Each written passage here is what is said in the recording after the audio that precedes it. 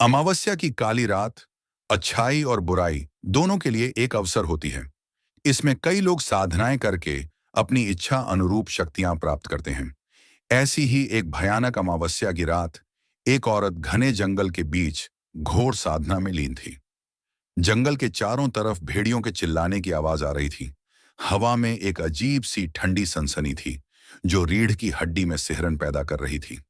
लेकिन बिना किसी से घबराए यह औरत अकेले मंत्रों के जाप के साथ आग जलाकर अपनी साधना कर रही थी।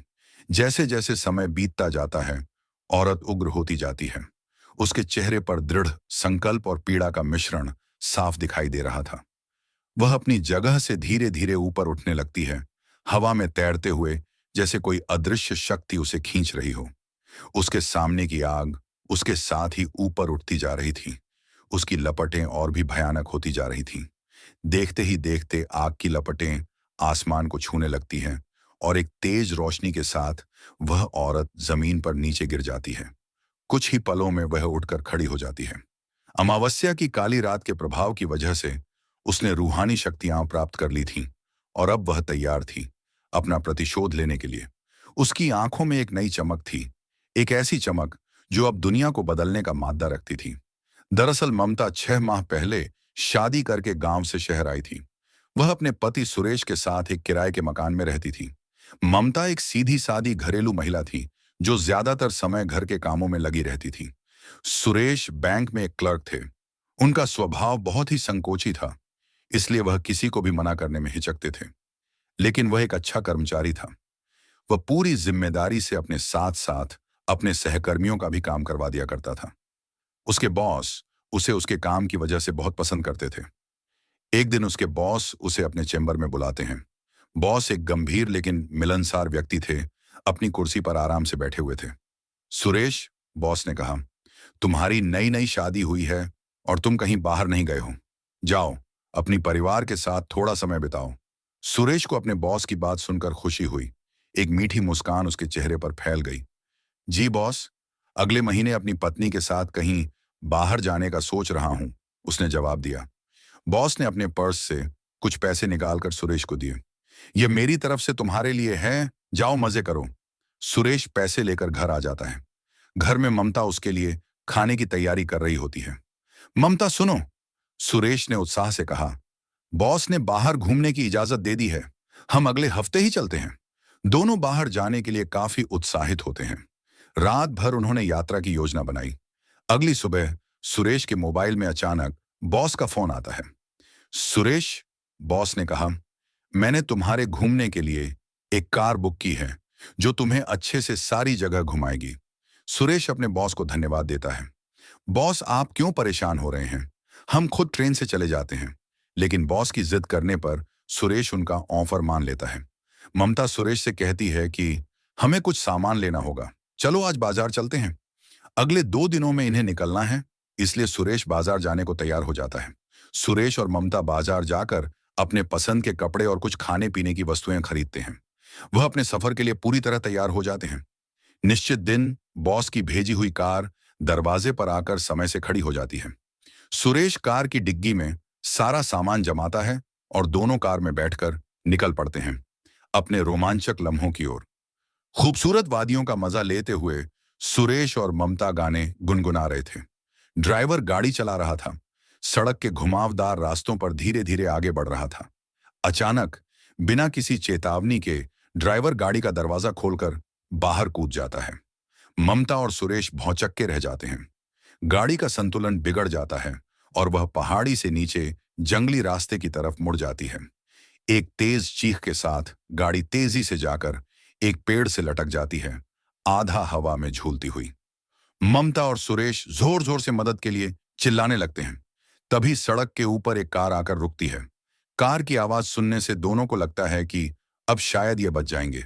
तभी ऊपर से एक व्यक्ति बड़ी सी लकड़ी लेकर इनकी कार को जोर जोर से धक्का देने लगता है।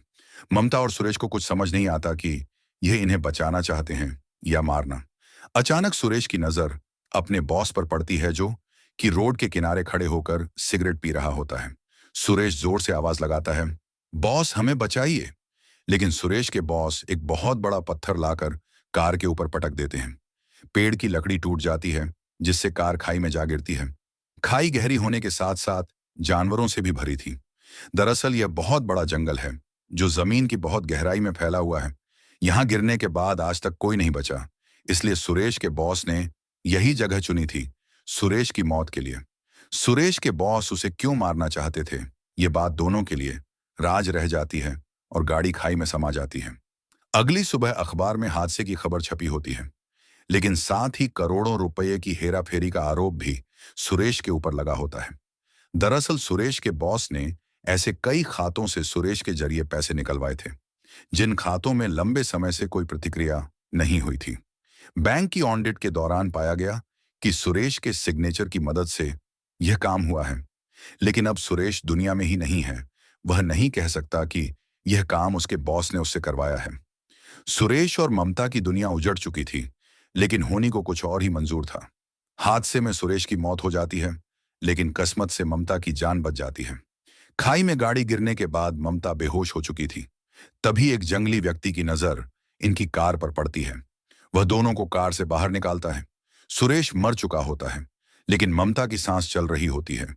इसलिए वह उसके पति को छोड़कर ममता को अपने साथ अपने कबीले ले आता है। यह कबीला बहुत ही खमूखार वनवासियों का था, जो कि काली शक्तियों के स्वामी थे। वह ममता को अपनी औषधियों से कुछ ही दिनों में ठीक कर देते हैं। ममता उनकी भाषा समझने में असमर्थ होती है, लेकिन वह अपने इशारों से बातों को समझा पा रही थी। वह सिर्फ इतना जानती थी कि उसके पति के बॉस ने ही उनकी जान ली है।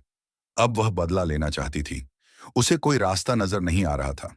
वह तय करती है कि इन्हीं के बीच में रहकर वह काली शक्तियां प्राप्त करेगी और अपने दुश्मन का सर्वनाश करेगी। और कहानी वहीं आ जाती है जहां से शुरू हुई थी।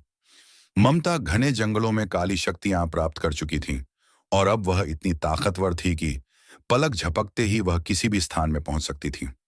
उसके साथ भूतों का पूरा समूह चलता था। उसके एक इशारे पर किसी भी व्यक्ति को खाक में मिलाया जा सकता था। ममता एक मॉडर्न लड़की बनकर बॉस के दफ्तर पहुंच जाती है। दरअसल ममता को सुरेश के बॉस ने कभी नहीं देखा था, इसलिए वह उसे पहचान नहीं पाते। लेकिन अब वह कोई साधारण लड़की नहीं, बल्कि काली शक्तियों की महारानी थी। उसे काली शक्तियों की वजह से पता चल चुका था कि आखिर बॉस ने उसके पति को क्यों मारा।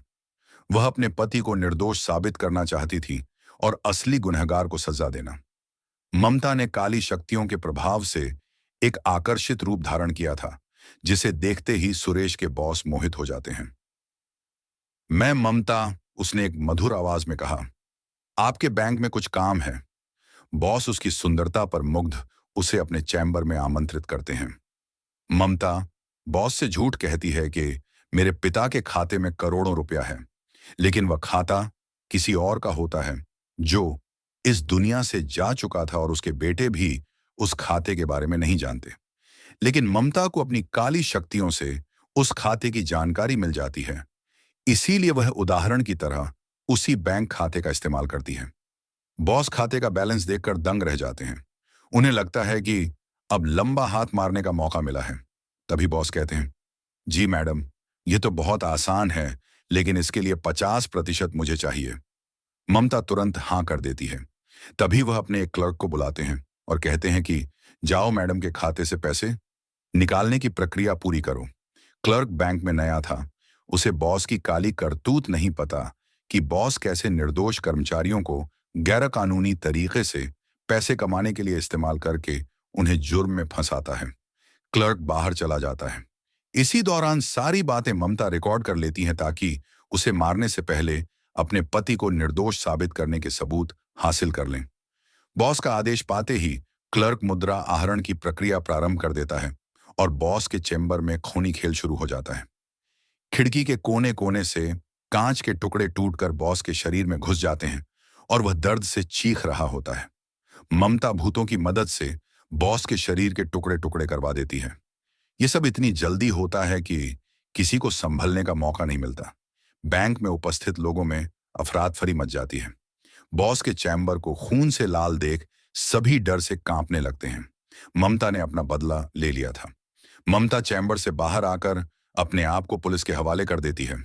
ममता इतनी शक्तिशाली ताकतों की मालिक थी, अगर वह चाहे तो उसे कोई हाथ भी नहीं लगा सकता था। लेकिन वह अपने पति को निर्दोष साबित करने के लिए आत्मसमर्पण कर देती है और सुरेश का केस दोबारा शुरू किया जाता है। कुछ ही महीनों में सुरेश निर्दोष साबित हो जाता है और पाया जाता है कि सुरेश के बॉस ने ही सारे अपराध किए थे और लंबे समय से वह ऐसी ही गतिविधियां करता चला आ रहा था। उसको कानूनी मापदंडों के अनुसार अपराधी माना जाता है, लेकिन अब वह इस दुनिया में नहीं था, इसीलिए उसे दोबारा सजा नहीं दी जा सकती थी। लेकिन उसकी हत्या के जुर्म में ममता को सजा काटनी पड़ती है और ममता के बदले के साथ यह कहानी भी समाप्त हो जाती है।